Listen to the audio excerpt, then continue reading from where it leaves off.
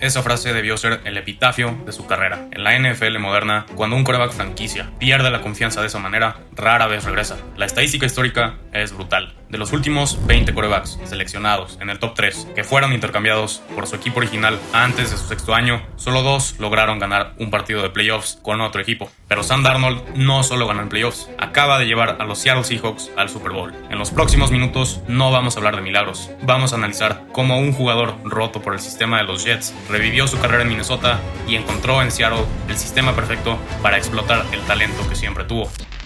Para entender su caída, primero hay que recordar el hype. En 2018, la campaña Suck for Sam era real. No era un prospecto generacional al nivel de Andrew Luck, pero sí era considerado un quarterback muy completo y listo para jugar. Los scouts alababan su capacidad instintiva para improvisar y hacer jugadas fuera del playbook. Ahora, ¿por qué Darnold y no los otros? En 2018, la clase de quarterbacks era un menú de extremos. From my perspective, the guy with the highest ceiling and the highest floor is Sam Darnold. Baker Mayfield ya se había ido con el primer pick a los Cleveland Browns, por lo tanto no estaba disponible. Los Jets podían elegir entre Josh Allen, Lamar Jackson, Sam Darnold o Josh Rosen. Josh Allen tenía el brazo más fuerte que se había visto en años, pero su baja precisión en la universidad lo convertía en un billete de lotería. Era un proyecto a 2 o 3 años que necesitaba de una organización lo suficientemente funcional como para desarrollarlo y alcanzar su potencial. Josh Rosen era el mejor quarterback de bolsillo, tenía una mecánica perfecta y, según los scouts, era considerado listo para la liga desde el día 1, pero era una estatua con cero movilidad y tenía fama de ser difícil en el vestidor.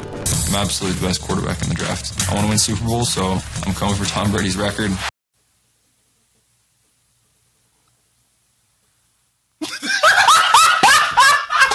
Y a Lamar Jackson, muchos equipos, erróneamente, ni siquiera lo veían como quarterback, sino como un corredor. Sam Darnold poseía un equilibrio de todo eso. Mientras Rosen necesitaba una bolsa de protección perfecta para funcionar porque no se podía mover, Darnold brillaba en el caos. Su especialidad eran los lanzamientos fuera de plataforma. En USC, Darnold brillaba cuando la jugada se rompía. Podía lanzar con precisión mientras corría hacia la izquierda o con los pies desacomodados. En 2018, la NFL estaba transicionando hacia este tipo de quarterbacks que no necesitan una bolsa perfecta. Era un talento más pulido y no tan verde como Josh Allen y tenía el atletismo suficiente, no al nivel de Lamar, pero sí para lograr jugadas por tierra, además de que era el más joven de su clase. Con solo 20 años de edad, el equipo podría darse más tiempo de mejorar su juego. Los Jets, conscientes de que tenían una línea ofensiva porosa, miraron a Darnold y vieron la solución perfecta. Un chico de 20 años que podía sobrevivir al desastre y crear jugadas sin depender de una bolsa de protección perfecta que compensaría la falta de talento del equipo. Y entonces los Jets, With the third pick in the 2018 NFL Draft, the New York Jets select Sam Darnold. convencidos de que ya era un producto terminado. Sin embargo, hay una diferencia abismal entre estar listo para jugar y estar listo para sobrevivir a un desastre de organización. Al etiquetarlo como El Salvador, la gerencia de Nueva York cometió el pecado capital de la reconstrucción de equipos. Creer que un quarterback novato puede arreglar una franquicia rota por sí solo. Ignoraron que sin cimientos, hasta el edificio más prometedor se derrumba. El problema no fue el talento, sino el entorno. Darnold aterrizó en una de las situaciones más adversas de la última década. Y cuando digo adversas, es en serio. Era la definición de una organización deplorable. En solo 38 juegos con los Jets, Darnold fue capturado 98 veces. Eso es un promedio de casi 3 sacks por partido, sin contar los golpes donde logró soltar el balón. En 2019, su línea ofensiva fue rankeada como la 28 de 32 en protección de pase y en 2020 fue la 31 de 32. La presión defensiva llegaba en 2.5 segundos. Darnold corría por su vida. Esa deficiente línea ofensiva hacía que el juego terrestre fuera inexistente. Para un quarterback joven, su mejor amigo es el juego terrestre. Para los que no vean mucho este deporte, les puedo explicar por qué. Cuando un equipo no establece el juego terrestre, constantemente cae en situaciones de tercera y 8 o más yardas, jugadas de largo yardaje. En tercera y largo, la defensa sabe que vas a lanzar. No sería muy inteligente correr cuando necesitas conseguir 8 yardas o más. Esto hace la ofensiva súper predecible. Al no tener apoyo terrestre, Darnold vivía en tercera y largo. Esto obligaba a los Jets a pedirle que hiciera una conversión milagrosa una y otra vez. Otra razón es porque la opción más viable para un quarterback novato novato es usar el play action, fingir que vas a correr y luego lanzar. Una de las jugadas más amigables para una ofensiva y más efectivas, y que es cine cuando se ejecuta bien. Al fingir que vas a correr, los linebackers dan un paso adelante para detener al corredor. Ese paso en falso abre huecos enormes detrás de ellos para pases fáciles y definidos. Pero para usar el play action tienes que contar con un buen juego terrestre que sirva como confusión a la defensiva, y para contar con un buen juego terrestre necesitas una línea ofensiva que abra huecos. Sam Darnold no tenía nada de eso. Cuando trajeron a la estrella Le'Veon Bell para ayudarlo, la línea ofensiva era tan mala que Bell promedió 3.2 yardas por acarreo, el peor de su carrera. En su último año, el líder corredor del equipo fue Frank Gore con 37 años de edad. Gore promedió apenas 3.5 yardas por acarreo. La ofensiva terrestre de los Jets fue la número 29 de la liga ese año. Y no solo era el juego terrestre lo deficiente, sino el juego por aire también. Los receptores de los Jets tuvieron una tasa de drops del 9.4%, la número 26 de la liga. Casi 1 de cada 10 pases bien lanzados terminaba en el suelo. En 2020, sus receptores titulares rankearon en el tercio inferior de la liga en yardas de separación promedio. Darnold tenía que lanzar a ventanas diminutas porque nadie se desmarcaba.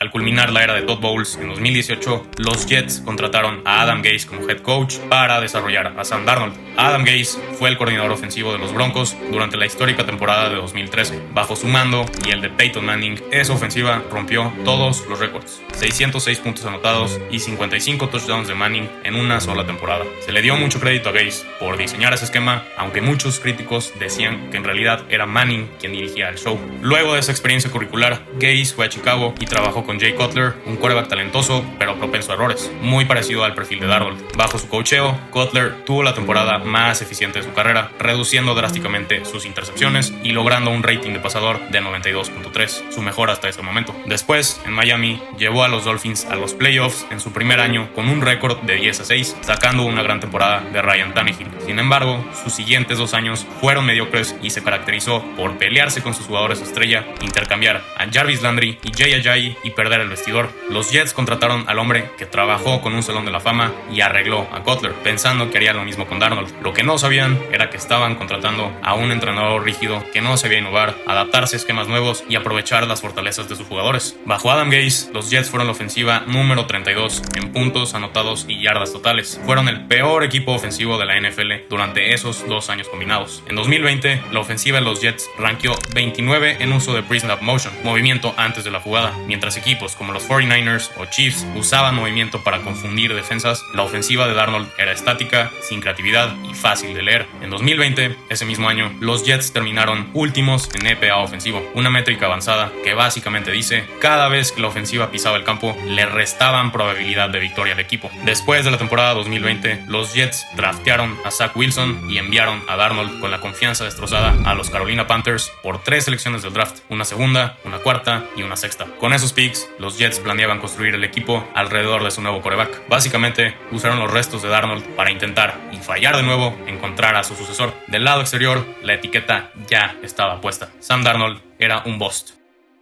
Al llegar a Carolina, la situación no mejoró. Aunque arrancó la temporada 2021 encendido, ganando sus primeros 3 partidos, contaba de nuevo con una línea ofensiva mediocre, y una vez que el juego terrestre colapsó con una lesión de Christian McCaffrey, Darnold se quedó sin muletas y regresaron los viejos vicios. 10 intercepciones de la semana 4 a la 9, incluyendo un pick six en un partido contra los Patriots con un rating de 26.3. La situación en Carolina, con mucha inestabilidad y falta de identidad, se volvió tan tóxica que la franquicia intentó de todo para no usarlo. Trajeron de regreso a la leyenda local Cam Newton, incluso adquirieron a Baker Mayfield al año siguiente, convirtiendo al vestidor en un cementerio de exprospectos luchando por sobrevivir. Su carrera estaba a punto de morir. Sin embargo, en la recta final de 2022 hubo una señal de vida. En los últimos 6 partidos, ya sin presión y bajo un interinato, Darnold jugó un fútbol limpio. Carolina decidió no renovarlo para draftear a Bryce Young, pero esos 6 partidos fueron suficientes para llamar la atención de Kyle Shanahan. Y en 2023, Sam tomó la decisión más madura e inteligente de su carrera: dejar de buscarse titular y empezar a buscar ser estudiante. Tenía que tocar fondo para que su carrera resurgiera. Firmó por un año con los San Francisco 49ers y por primera vez no tenía la presión de salvar a una franquicia. Bajo Shanahan, Darnold fue reprogramado. Aprendió que su trabajo no era fabricar e intentar salvar jugadas perdidas, sino ejecutarlas a tiempo. Aprendió a confiar en sus ojos y en el esquema. Aunque pasó casi todo el año con una gorra y una tablet en la banca, su única titularidad en la semana 18 contra los Rams, donde descansaron a los titulares, sirvió como una audición para el resto de la liga. se vio tranquilo, mecánico, eficiente. El mundo vio un suplente, pero los scouts de Minnesota vieron algo distinto y decidieron ir por él. Originalmente el plan en Minnesota era claro: Darnold sería el quarterback puente. Su trabajo era mantener el barco a flote mientras el novato J.J. McCarthy aprendía desde la banca, pero el destino intervino. Una lesión de meniscos en pretemporada dejó fuera a McCarthy y de la noche a la mañana Darnold dejó de ser un mentor temporal para convertirse en la única esperanza de los Vikings. Todos dudaron, menos él, de sí mismo. Con Justin Jefferson y Jordan Addison como dúo de receptores, un juego terrestre mucho más consistente con Aaron Jones y el sistema de Kevin O'Connell,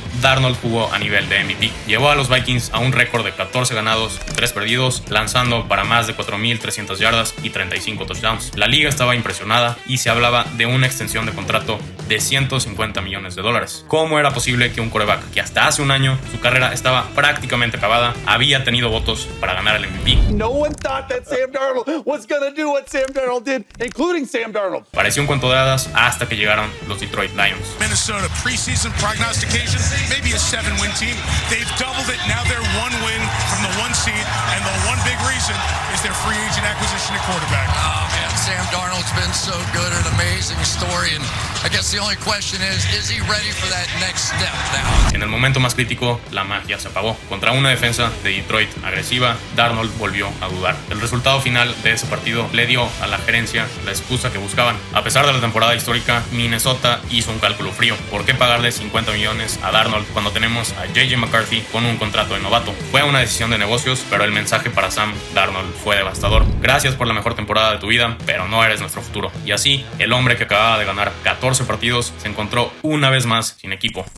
Pero entonces llegó Seattle, un equipo catalogado en transición que acababa de dejar ir a su quarterback y su receptor 1 y buscaba una nueva dirección. El movimiento maestro de Mike Macdonald fue traer a Klint Kubiak. No fue una coincidencia. Kubiak fue el coordinador de juego por pase en San Francisco exactamente el mismo año que Darnold estuvo ahí. Sam no llegó a Seattle para estudiar un libro de jugadas nuevo, sino a ejecutar un sistema que ya dominaba y que había aprendido del mismo hombre que ahora le daba las órdenes. El encaje fue perfecto, pero no solo en la ofensiva. Mike Macdonald armó un equipo letal en las 3 fases de juego: ofensiva, defensiva y equipos especiales. Las 3 podían cambiar un partido al no ser solo capaces de hacer su trabajo, sino también de anotar puntos. En ofensiva, Darnold y Jackson Smith-Njigba se convirtieron en uno de los dúos más letales de la liga. JSN se convirtió en su válvula de seguridad y su arma letal, acumulando yardas después de la recepción a un ritmo histórico. El juego terrestre con Kenneth Walker y Zach Charbonnet, increíblemente efectivo, impredecible y peligroso, hacía que Darnold pudiera ejecutar play actions a la perfección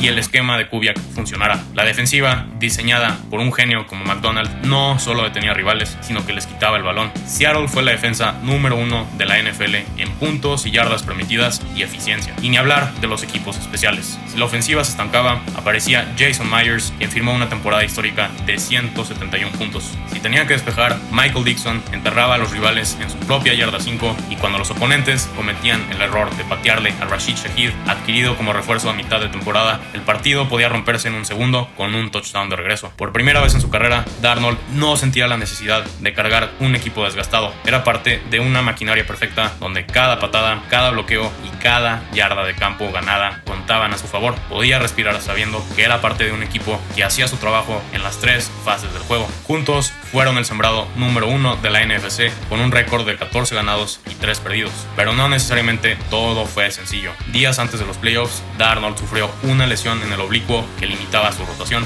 En la ronda divisional se enfrentó a su pasado. Jugando con dolor visible, Darnold ejecutó el plan de juego a la perfección, venciendo a su antiguo mentor Kyle Shanahan con una paliza de 41-6.